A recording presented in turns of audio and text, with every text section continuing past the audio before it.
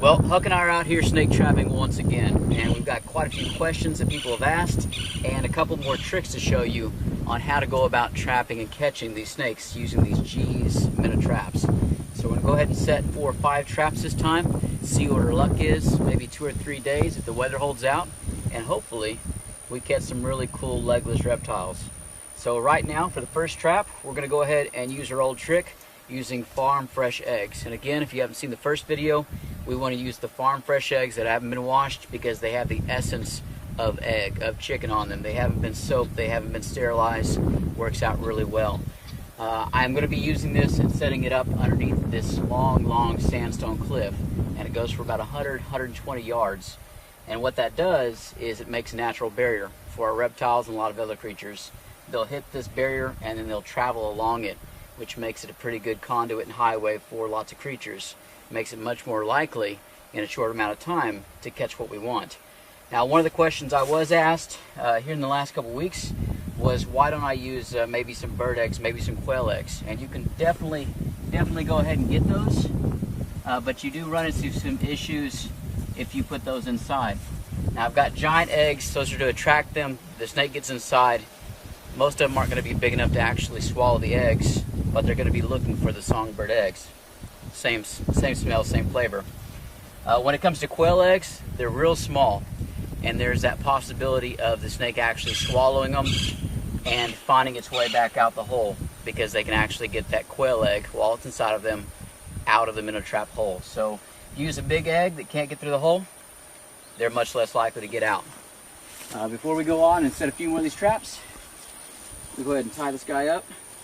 Just like I do with my crawfish traps, I want to make sure that any creature large enough or interested enough to drag it off cannot drag it very far. So tie it up, use a knot that you can get loose at some point.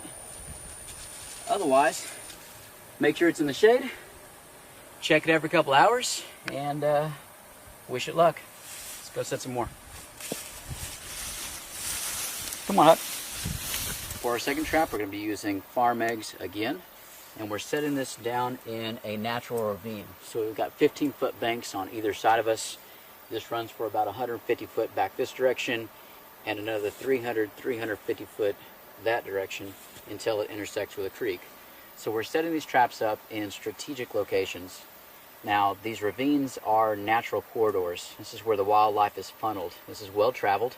And not to say that you can't set one of these traps up in the middle of a field and catch a snake. You're just much more likely to catch one sooner if you set your trap in the right place. Now, when it comes to bait, we've got 2 of these traps out right now with farm eggs in them. And in the last video, we used eggs for our terrestrial trap. That being said, not every snake is going to be caught by this bait. There are a lot of egg eaters out there, but when it comes to things like copperheads and rattlesnakes, you might get one in there every once in a while, but it's going to be the exception. They're not really egg eaters. So I've had a lot of questions about the kinds of bait that you can use, especially when it comes to live baits. Putting maybe a mouse in here, a small bird, lizards, frogs, things of that sort. And when you start putting live creatures inside of a cage in order to attract other creatures that are probably going to eat them, you run into a bit of an ethical issue. Now, if you're trying to get rid of some rattlesnakes that are maybe denning up underneath your house, and you have some safety concerns, you are going to want to know how to do that. So I'm going to be showing you how to use some of the live baits in this video. Namely, we're going to be using some of the frogs out here, which are kind of a favorite for our snakes. So that being said, let's go ahead and leave this. Let's get a few more traps out there and show you some more tricks of the trade.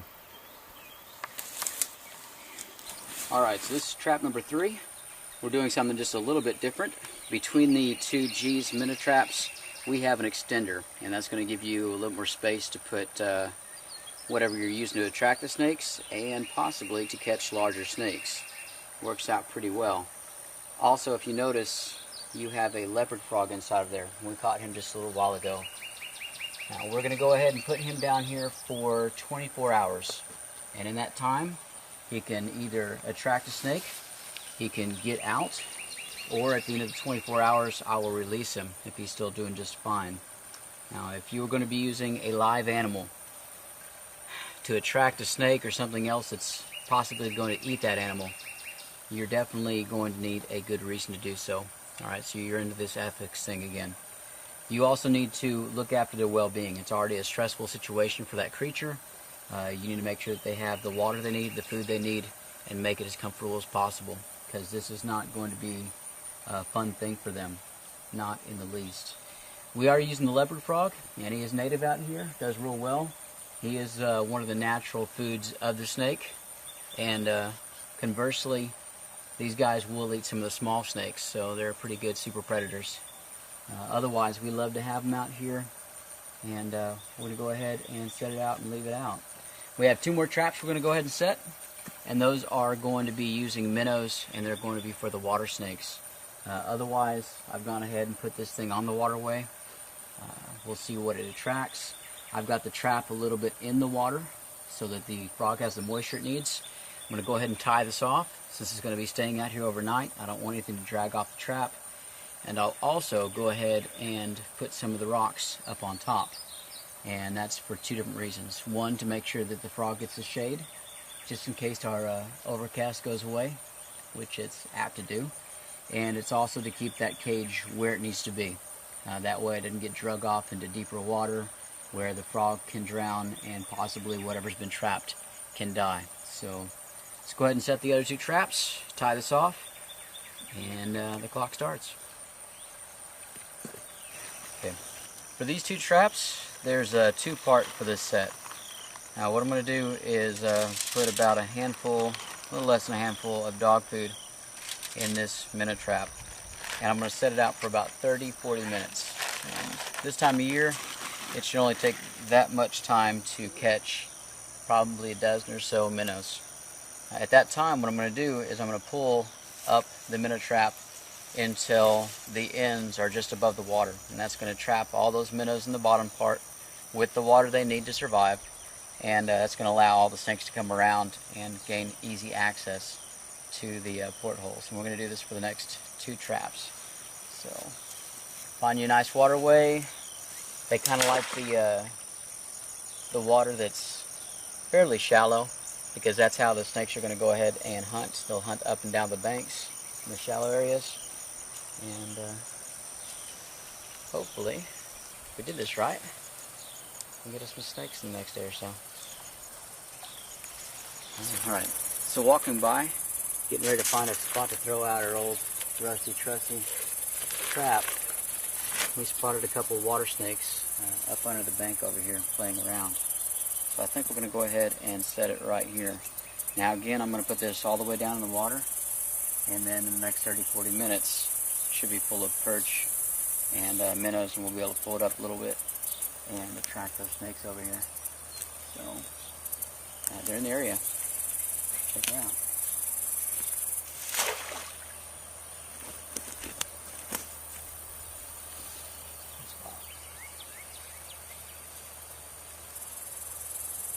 Alright, so check this out. This isn't in any of our traps. We're actually going to go and check them right now. Look at that. That is a worm snake. Little nocturnal guys. All this overcast today, you rarely see these. He's pretty small. But I think they're almost entirely blind. They can't hurt you at all.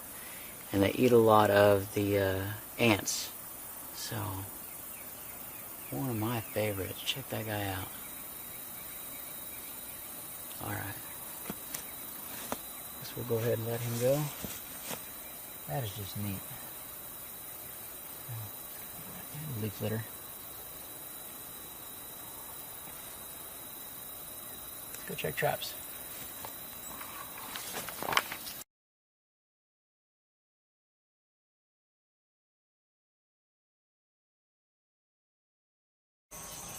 Alright, well, it's the first morning and we got some good fog out here. Time to go check snake traps and hopefully we get a little bit of luck today. Let's go, bud.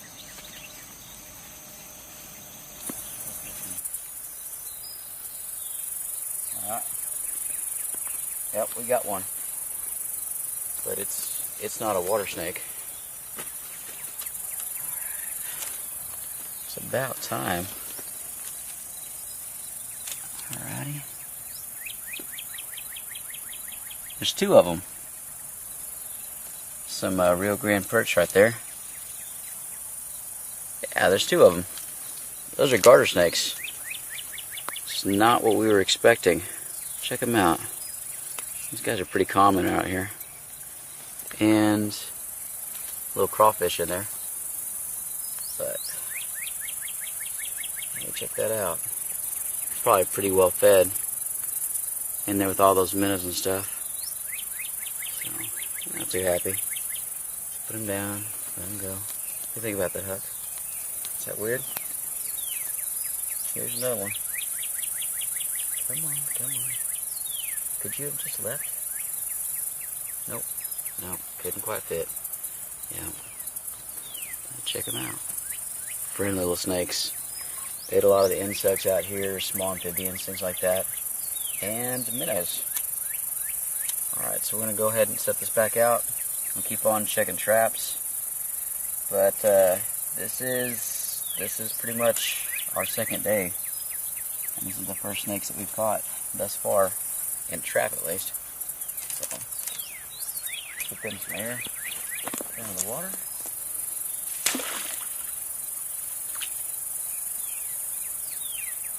Let's go check some more traps. Alright, so I don't know if y'all can see this, but check that out.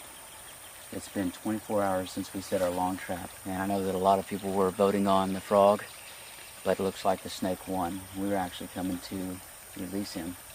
Hadn't caught anything up until this point. If you look on the far left, you can see a very large snake. And from its profile, I'm going to call it right now and say it's a water snake. So let's go see if I can't get him out of the trap and keep myself from getting bit. That's what I'm going to do. So, water snakes, assuming this is a water snake, are one of those that is very fast and has some of the sharpest teeth I've ever messed with, because they eat a lot of the amphibians and the slippery fish. Check him out. And I've never met one that has a good temperament. So this is definitely a snake that will cause you a little bit of pain. Other than that, is harmless. Diamondback water snake, full grown. One of the largest ones I have here in the creek. Man. Now these guys get targeted as cottonmouths a lot. And the reason is that they're always in the water and they're always swimming around. And they're very aggressive, just like that. Not the same way a cottonmouth is, but a snake's a snake for most people. The other thing that you have to deal with when it comes to these guys is the smell. And water snakes smell really bad. It's one of their defensive characteristics. Boy, he's angry. Alright, so let's see if we can't do this.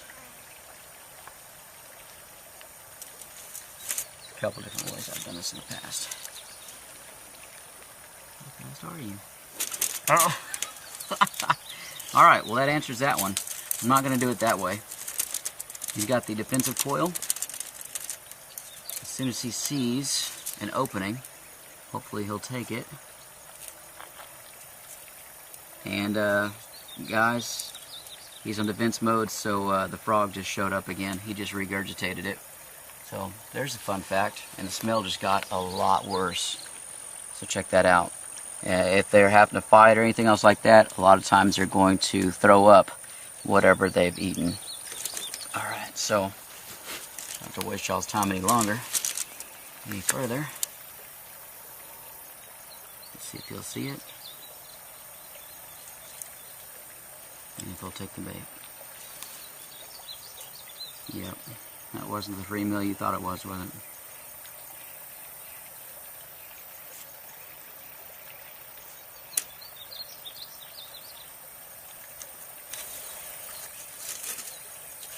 well this does not seem to be working. There's one other thing I can do, is go ahead and let him dump out, and then I put my foot on him and hopefully get it in a position that where I can get at the head. Otherwise, if you're dealing with these snakes and you're not doing stupid things like I am, you just have to open them up and let the snake crawl out wherever you're relocating them or whatever you're doing with them. So, not wasting more time. If he gets away, he gets away. If I get him, I get him. One way or another. On video, isn't it? That's one way of doing it. Alright, there you go. That is your diamondback water snake. A little over 3 foot long. Very aggressive. Take a look at the head. It's not a viper, not venomous.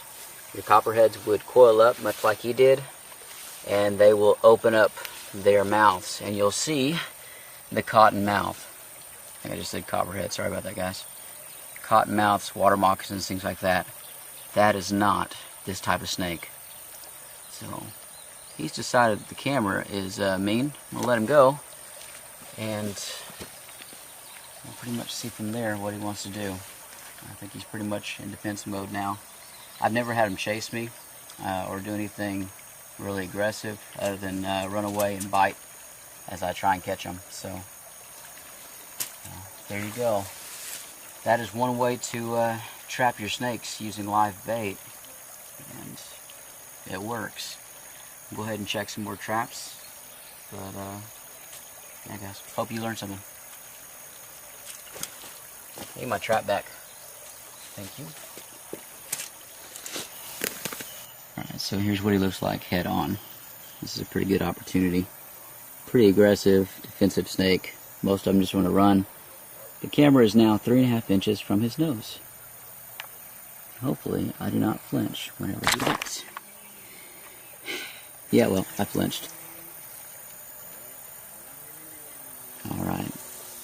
He is on his way out. There he goes. And gone. Yep, something's moved the eggs. There's something in it. Come on down. Looks to be a hognose. Alright, good luck. Last checks of the day.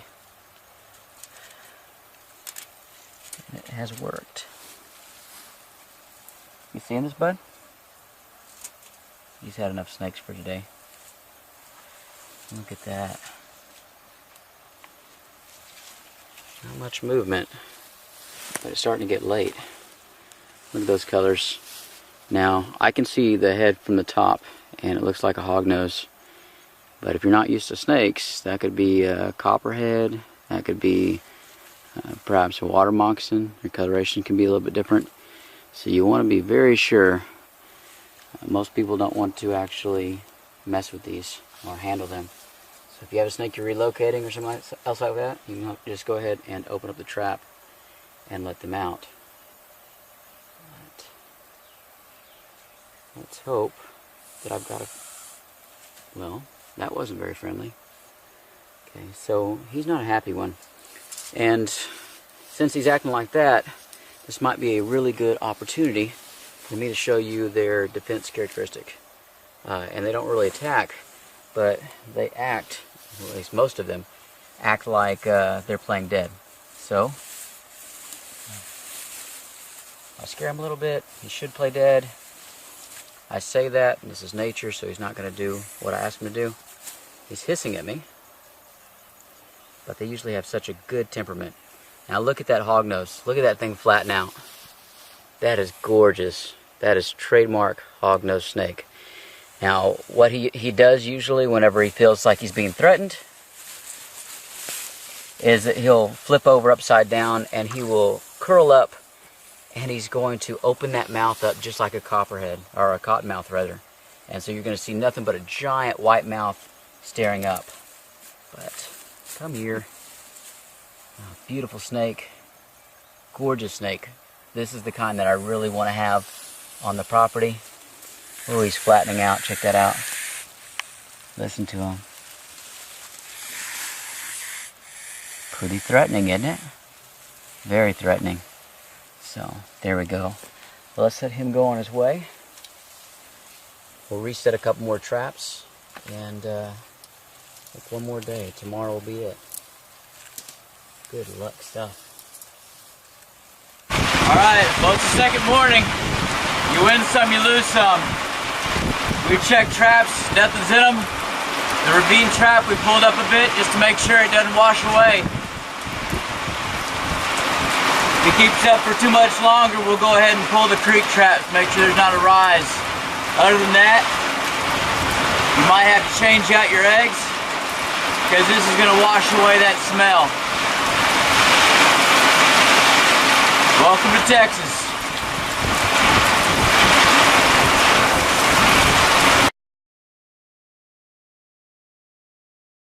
Alright, it is early afternoon and it looks like the worst of the rains have passed us up. But the river is scheduled to rise, and this is going to be the second time in 2 weeks. Last week was a 36-foot rise, and so we're expecting where I'm standing here to be underwater here in the next 12 hours. So we're going to go ahead and start pulling out our traps. We want to do a couple more days, but it is what it is. So when you are busting these traps, you cannot just leave them the way they are.